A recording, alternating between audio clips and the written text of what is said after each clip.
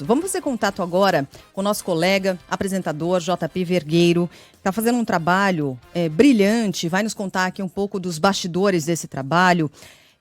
Fez uma viagem até Roraima, se deslocou ali para a terra indígena Yanomami e tem acompanhado, né, a situação dramática das pessoas nessa região, enfim, as diversas dificuldades que a gente tem relatado aqui diariamente. A terra indígena Yanomami é o maior território indígena aqui do país. E aí o JP está conosco aqui, vai contar os detalhes, não é, JP? Bom dia para você, seja bem-vindo aqui ao Jornal Band News. Muito bom dia para você, Sheila, bom dia ao Megali também, a Carla Bigato. Pois é, você falando, é um território gigantesco, a reserva terra Yanomami. Só para a gente fazer uma comparação, seria maior, inclusive, que o país europeu, que Portugal. Portanto, é gigantesco, uma área densa, uma área de difícil acesso, enfim. E a gente fala ao vivo aqui de Boa Vista, acabei de sair, a gente voltou ontem no finalzinho da tarde do acampamento do pelotão do Exército de Fronteira, lá em Surucucu, em terra Yanomami. Sheila. Sabe que a gente acabou de ouvir ali o choro da Alice, né, da filha do Rodrigo Orengo, e aí a gente consegue ter o contraste exato do que está acontecendo. A gente tem a Alice criada com todo carinho, toda a proteção, bem alimentada, e aí a gente vê, JP, aí, né, nessa região, crianças que não têm acesso a absolutamente nada, que morrem de desnutrição. Era uma realidade que a gente não assistia no Brasil e que, infelizmente, nesse momento está voltando, né, a acontecer, e a gente tem esses registros recentes com relação às crianças. O que é que você tem visto por aí? Um cenário desolador, Carla, e foi bom você ter colocado, porque eu também, na hora que eu ouvi o Megali falando sobre Alice, me veio à cabeça. Eu tive a oportunidade de tentar ajudar carregando um menininho Yanomami, e durante mais de, ou quase, perto de 2 quilômetros, você não ouve choro, você não ouve uma reação, a criança fica praticamente estática, porque eu acho que para chorar, ela precisa ter energia, ela precisa ter força.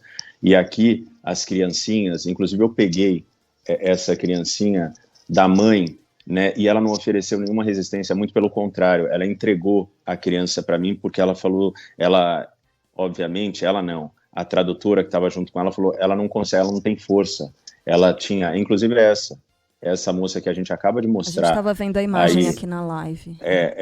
A moça que eu falo era a tradutora que estava bem pertinho ali, e a indígena que entra no avião. Isso, aí, essa imagem. Ela está com malária falciparum, que é o quadro mais grave da malária, e ela não tinha força suficiente para andar mais rápido. E aí esse é o momento em que eu pego a criancinha Yanomami e levo até o avião. São 2 quilômetros andando nesse trecho e ela praticamente não tem nenhuma reação, está muito fraca também, está bem abaixo do peso. É um cenário desolador esse que a gente encontrou no hospital, que é o hospital de referência, né, com capacidade para atender 30 indígenas, acaba atendendo por dia mais de 100. É um hospital que é referência, mas é extremamente precário.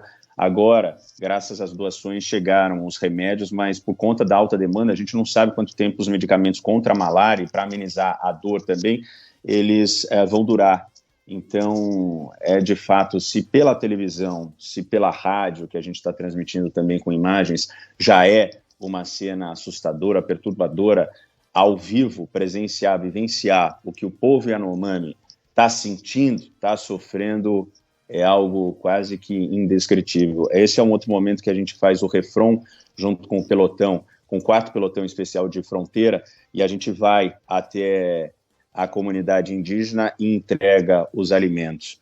Eu conversei, e aí precisa ter também, as lideranças indígenas acabam assumindo, inclusive, ali um pouco, porque não sobra para todo mundo, então precisa dividir de uma maneira igualitária esse alimento. Também tem um momento em que a aeronave da Força Aérea, o Exército também acabam despejando as cestas básicas dentro da comunidade. Carla. O JP, bom dia para você, meu irmão. Bom dia, Megali. Essas imagens são de dar um nó no estômago mesmo. De partir o coração. Partir o coração. Quando a gente vê aqui à distância, aquelas fotografias, vídeos de pessoas, crianças esquálidas, né? Só pele e osso, muitas com um nível irrecuperável de desnutrição, esperando a morte. A gente fica se perguntando se aquilo é a regra, né? Quando a gente passeia pelas reservas, conhece de fato a realidade, qual que é a situação, digamos, o quão grave é o problema e quanto ele piorou? Porque aí também a gente vê essa guerra de narrativas tentando atribuir a situação atual a uma guerra política para prejudicar esse ou aquele político, porque isso já acontece há muito tempo, aí tome recorte de jornal e tal. Claro, a desnutrição sempre foi um problema há muito tempo entre populações indígenas, mas o que a gente está vendo agora, é possível de se comparar com situações anteriores?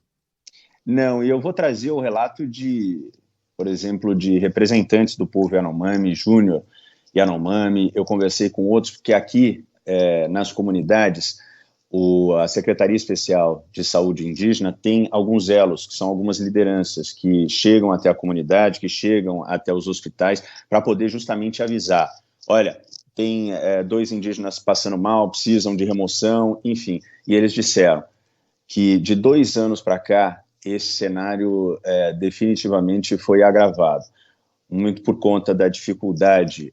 Conversei também com alguns representantes da FUNAI, representantes do Exército Brasileiro, e diz que, de fato, esse cenário ficou ainda mais desolador e desigual de 2 anos para cá. Nessa comunidade, inclusive, esse é o Raul, que vocês estão vendo, é justamente esse elo que eu estou falando. Ele trabalha hoje como técnico de enfermagem na Secretaria Especial de Saúde Indígena, e ele é dessa comunidade, ele é uma das lideranças dessa comunidade, Xerimifique, chama a comunidade que a gente visitou ontem, inclusive. E ele que trouxe, eu entro no local onde ele vive, e ele diz, olha, isso aqui é o que a gente tem. Eu falei, mas não tem nada aqui, né, Raul? Ele falou, não, tem ali, ó, um saquinho de arroz que chegou de doação do Exército. Mas e o roçado, a plantação de milho, a plantação de batata, de mandioca? Ele falou, não tem, porque está desmatado e a gente não consegue mais fazer esse roçado, não consegue mais plantar.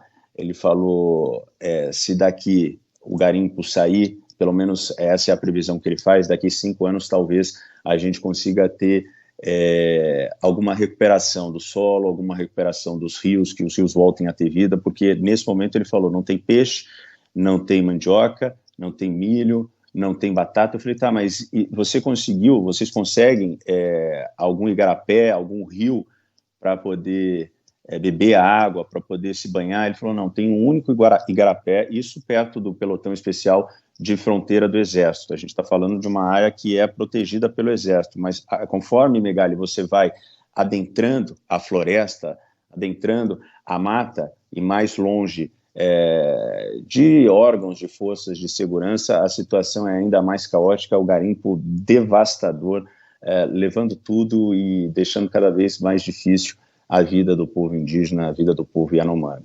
JP, até para te liberar aí, na sequência do seu trabalho, dá para ver nessas imagens também os homens do Exército trabalhando para ajudar essas pessoas nos deslocamentos, na distribuição de alimentos, de remédios também, especialmente, e é importante que a gente veja essas cenas, especialmente depois de um momento, meses, anos, em que a gente acompanhou certo desvio do olhar para o Exército, né, da função do Exército. Esse é um exército com função de Estado e não de governo, como tem de ser. Você tem conversado muito com esses homens do Exército, qual tem sido a sua percepção nesse sentido, como têm sido essas conversas?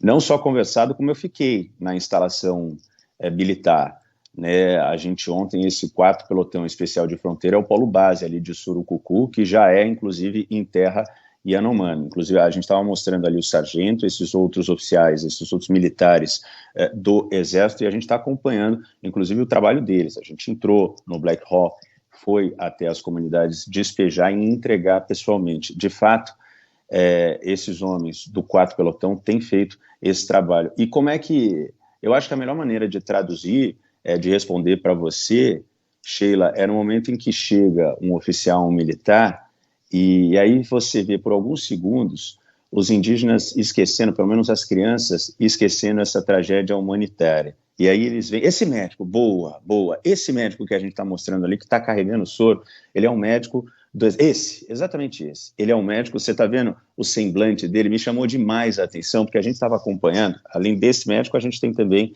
a médica ao lado dele. São esses dois que salvaram a vida desse bebezinho e que tiveram esse insight, essa atitude, essa ação de sair correndo, procurando ajuda e conseguimos encontrar um avião. Mas especificamente aquele médico a gente está passando, e aí você tem os curumins, você tem os indígenas conversando, e aí ele fala para eles, tá marcado, daqui a pouco, daqui 1 hora, eu vou levar vocês para tomar banho no igarapé limpo que tem lá dentro do pelotão, né? Então, e aí eles sorriem, e quando eles veem esse médico, quando eles veem outros militares, eles vêm correndo. E eu acho que são nesses segundos, pelo menos por esses segundos, por esses minutos, que eles conseguem esquecer a crise humanitária e conseguem sorrir. Esse é um dos profissionais que merece destaque demais, porque ele tem se empenhado pra caramba, como esses homens do Exército que a gente acompanhou, esses homens do 4º Pelotão Especial de Fronteira, que tem contato diário. Inclusive, alguns indígenas, no fim do dia, vão até o pelotão para ter, de repente, algum alimento a mais, enfim, para poder ter um pouco mais de carinho, inclusive um povo que foi tão abandonado nos últimos anos.